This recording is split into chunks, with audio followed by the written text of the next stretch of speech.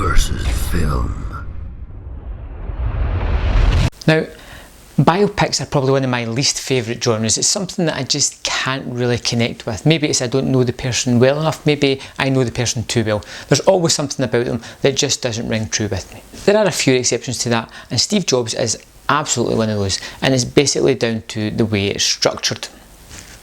Now, the Steve Jobs story doesn't take him from a boy to where he was when he passed away.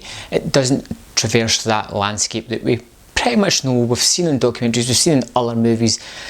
What this does is it focuses on 3 time periods just before massive product launches where Steve interacts with the same 4 people each time, and it's a different conversation. The first one's set in 1984, and then it's 1988, and then it's 1998, so it's over a period of 14 years. And you can see in these small snippets how the person has changed, how the person he's dealing with has changed, and even though there's these time spans between them, they do have an almost continuous conversation. The conversation that they'll have in 88 will refer to the 84 one, and it will lead on to the 1998 one as well. It's kind of complicated and tied together really well.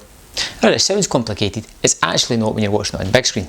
I mean, there's a lot of things great about this movie, and great is not an understatement. The best thing about it in my eyes is the screenplay by Aaron Sorkin. The way he's structured it and the way he's just limited everything down to these few people and these few interactions is fantastic, and it tells you a lot about what you need to know about those characters and how they are, where they are in that time period, where they are in their life. And it really gives a lot of focus to Jobs. And it shows you how the man is driven, how he's looking for perfection, he's looking for the great idea, he's thinking outside the box and driving towards that. But it also shows through this his lack of interaction with people, how he's not good at that. With machines, with businesses, he's fantastic. When the emotional element comes into his work life or his business practices, he can't cope with it too well. And in the end of the movie, it does come across as a fully fledged person, not necessarily the nicest person on the planet, but fully formed within the form of this movie, and that is a great achievement. Now, Michael Fassbender has done some of his best acting in this movie, and I wouldn't be surprised if he got a nomination for it. Although he doesn't look like Jobs, you forget it's Fassbender within 20 minutes of the movie. You're just drawn into this character, the fast-paced dialogue, the way he's delivering his lines, the way he's holding himself, carrying himself, the way he's speaking is all fantastic.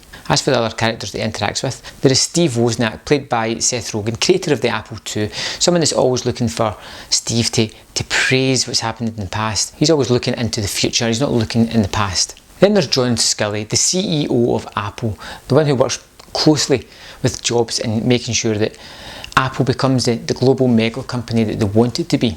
There's also Michael Sturbag, who plays Andy Hertzfeld, one of the programmers and the guy that just makes these systems work. And he's a bigger part to play in the movie, but although you don't see it, you kind of hear snippets here and there, and you hear how he's always been interacting with Jobs and his family. The final person in the movie that he really interacts with is Lisa, his daughter. He doesn't want much to do with her, but wants everything to do with her in the same time, and it's a great dichotomy, and it's really captured really well in the movie.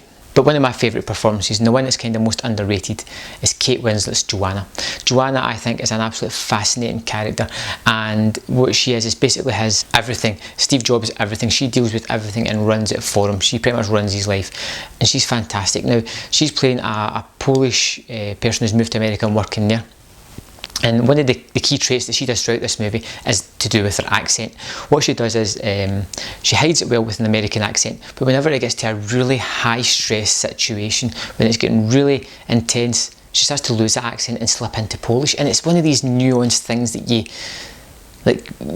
catch it near the end, you're like, that's fantastic. It shows you the power that an actor can have within a scene and how they can really become the character, which she does in here. Now, I haven't spoke too much about Danny Boyle. Danny Boyle is one of my favourite directors. He seems to be one of these directors that wants to try everything once, whether it's horror, science fiction, maybe even a kid flick like Millions, or a drama. He wants to try them all, and this is his biopic phase, and he's done really well. Now, his direction is really good. There's one aspect that I wasn't too sure about, and that is when they're talking, there's words flashing up on the walls or the floor behind them. I'm not too sure about that, but he only does it a couple of times, and it can be forgiven for that little flair to just try and break out the monotony of people constantly talking, which is strange because it's not monotonous, because the words that they're speaking is electric. Now, personally, I think Steve Jobs was fantastic, a great movie, something that everybody should go and see in the cinema, and it's a shame it's not getting the love it deserves. I think it will do well at the Oscars, and I think it's one of these movies that people will talk about in the future as being an example of what a really good biopic can be. So for me, Steve Jobs gets 5 out of 5. I think it was absolutely amazing. I was captivated. Even though it runs for almost 2 hours, I felt that it flew by in almost a half an hour. It was really, really fast paced and an excellent, fun movie. Check it out as soon as you can. And I will see you next time on Man vs Film. So thanks for watching my video. Up in front of you are 2 videos that you can click. It will take you to other videos of mine, and there's that big subscribe button at the bottom, so please click that subscribe, and if you like the video, hit like as well. Thanks for watching.